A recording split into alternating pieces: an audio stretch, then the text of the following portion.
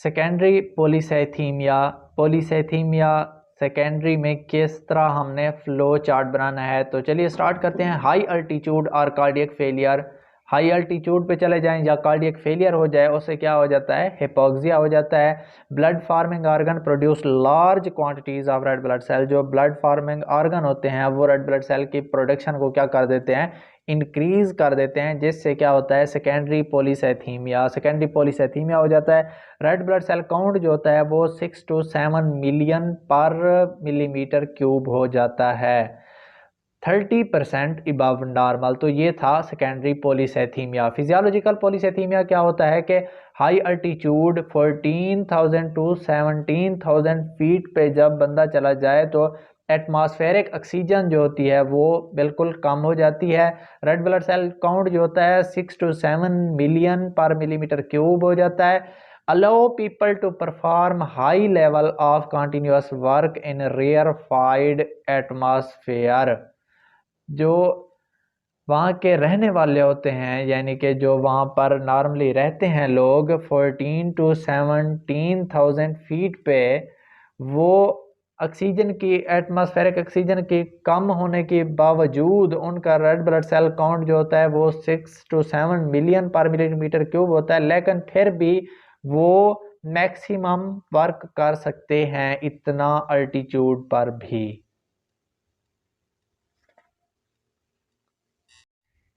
पॉलीसेथीमिया vera एरिथ्रीमिया, इसका flow chart कैसे बनाना है कि red blood cell count increase कर जाता है 7 to 8 मिलियन पर मिलीमीटर क्यूब तक। हेमाटोक्रेट भी इंक्रीज कर जाता है 60 to 70%।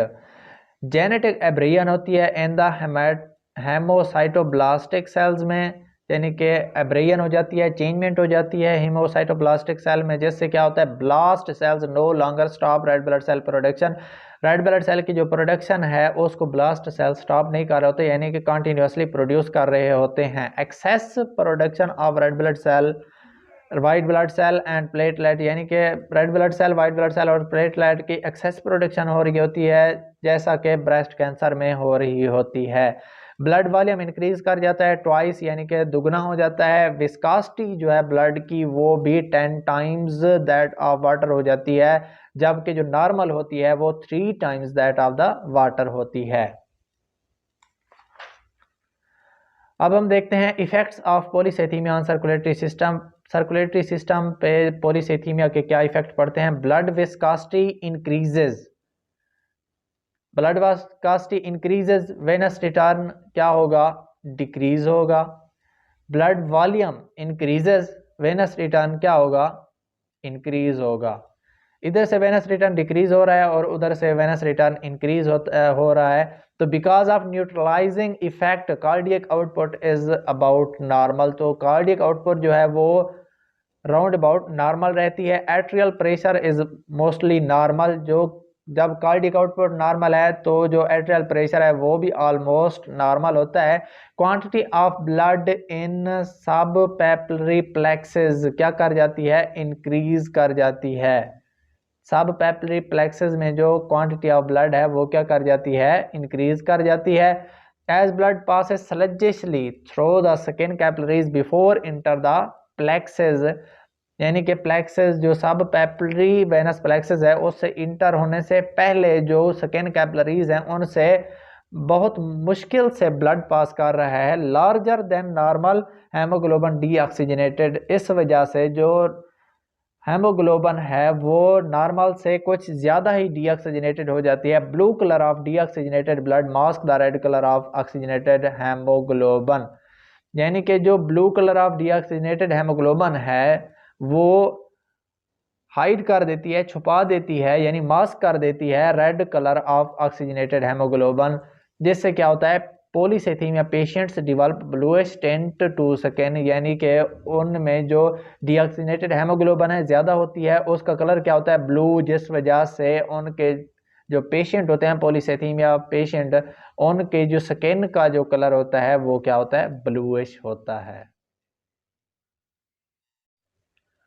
माइक्रोसीटिक हैपोक्रोमिक अनीमिया, तो इसका फ्लो चार्ट कैसे बनाना है। When chronic blood loss occur, यानी कि क्रोनिक ब्लड लॉस जब होता है, person can not absorb iron to form haemoglobin as rapidly as it is lost, यानी कि जिस तरह से आयरन लॉस्ट हो रही होती है उस तरह से अब्जॉर्ब नहीं हो रही होती।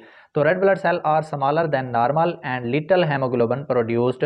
रेड ब्लड सेल जो होते हैं वो छोटे होते हैं नॉर्मल से, और लिटल जो हेमोग्लोबिन है वो प्रोड्यूस हो रही होती है। तो इससे क्या हो जाता है, मैक्रोसीटिक हैपोक्रोमिक अनीमिया, या इस डिजीज़ को मैक्रोसीटिक हैपोक्रोमिक अनीमिया कहते हैं।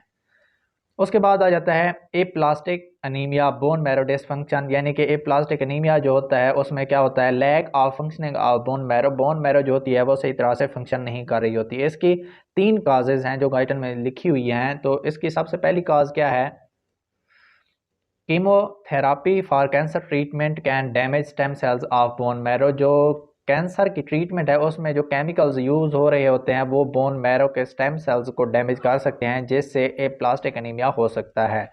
High doses of toxic chemicals like insecticides और बेंजीन इन गैसोलीन, ये भी बोन मैरो को डैमेज कर सकता है, उसकी फंक्शनिंग को लॉस कर सकता है।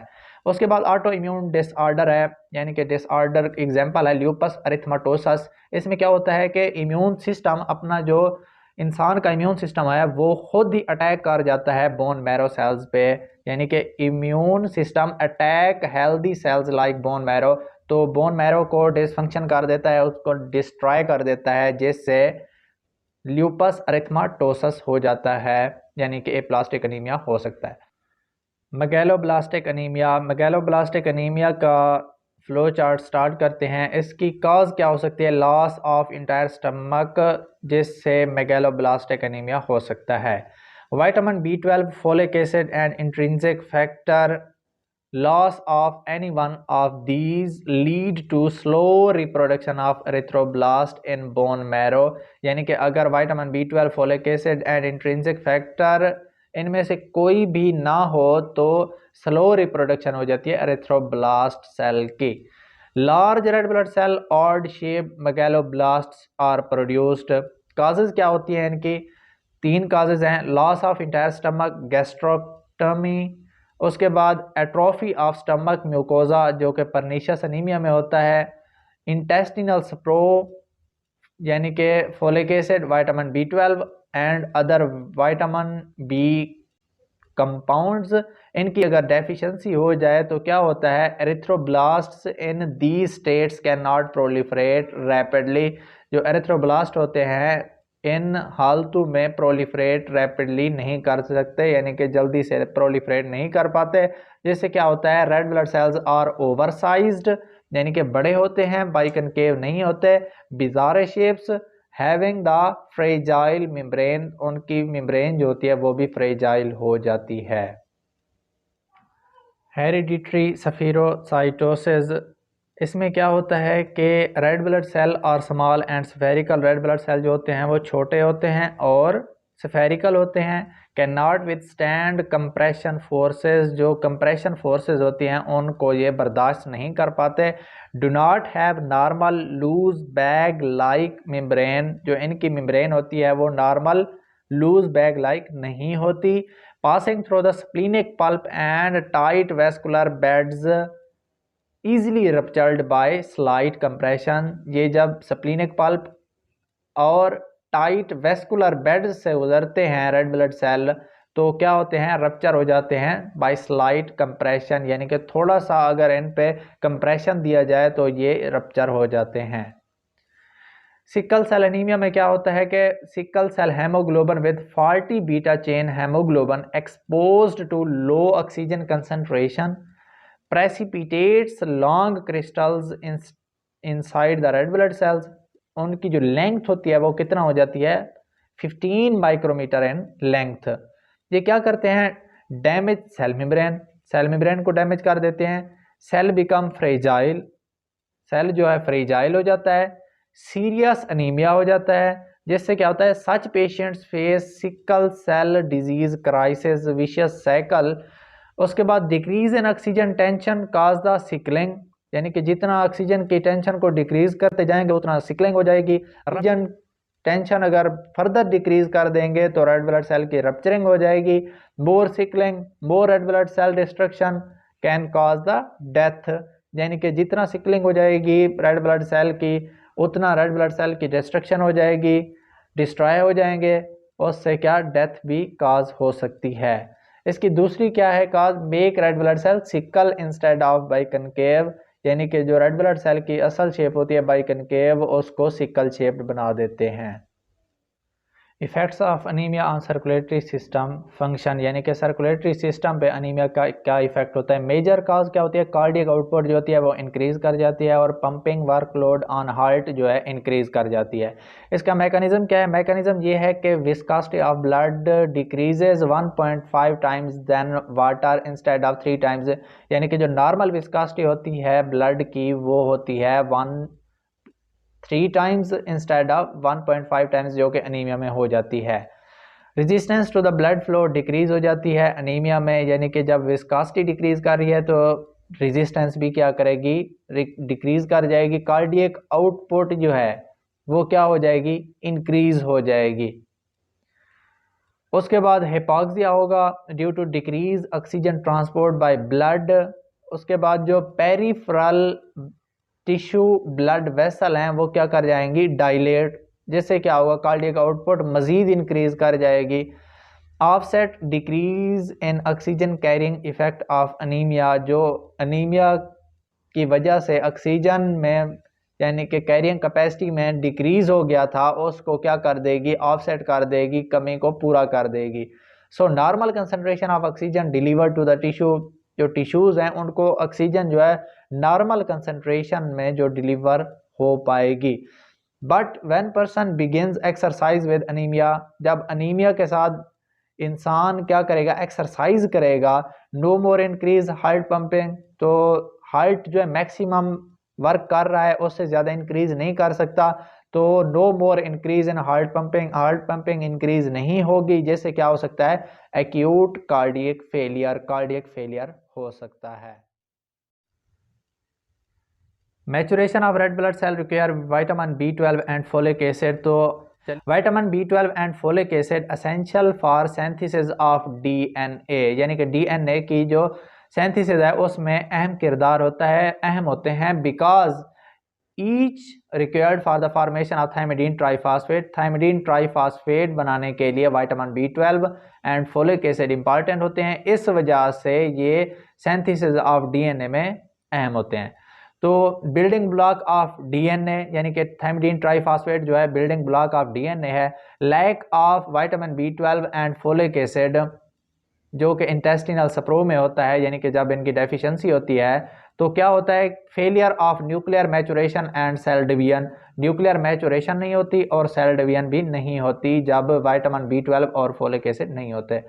इरिथ्रोब्लास्टिक cell fail to proliferate rapidly, erythroblastic जो सेल होते हैं वो भी प्रोलिफरेट नहीं कर पाते जल्दी से।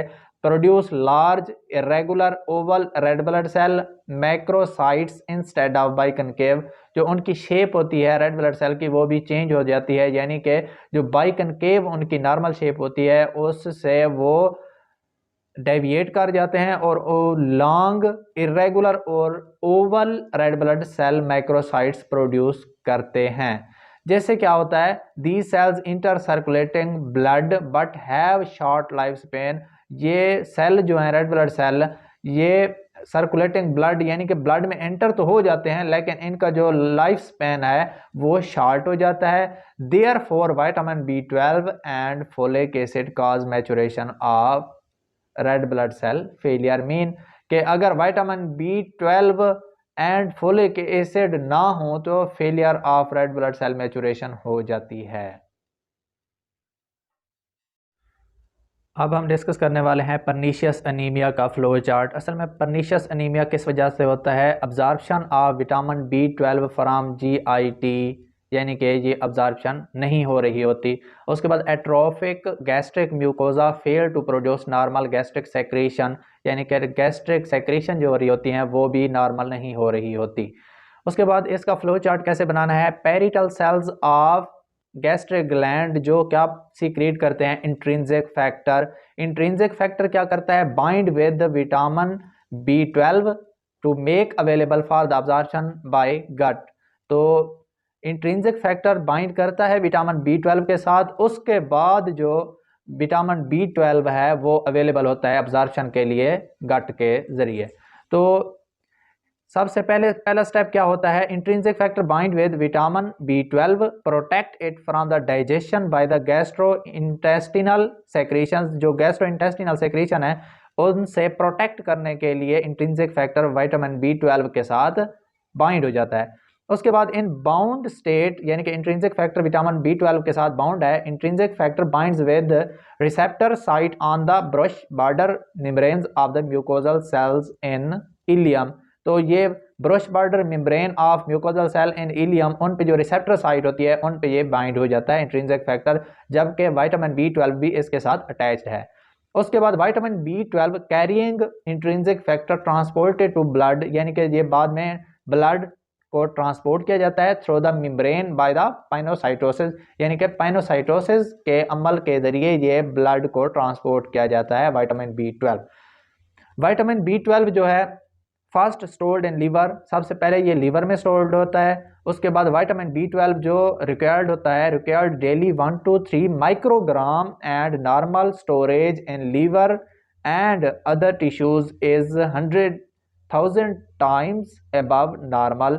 यानी कि विटामिन B12 की जो रिक्वायरमेंट है डेली की 1 to 3 माइक्रोग्राम है, जबकि जो लीवर और दूसरे टिश्यूज में स्टोर हो रहता है विटामिन B12 उसकी जो क्वांटिटी होती है वो 1000 टाइम्स 1 to 3 माइक्रोग्राम होती है, यानी कि नॉर्मल से इतना ज़्यादा टाइम।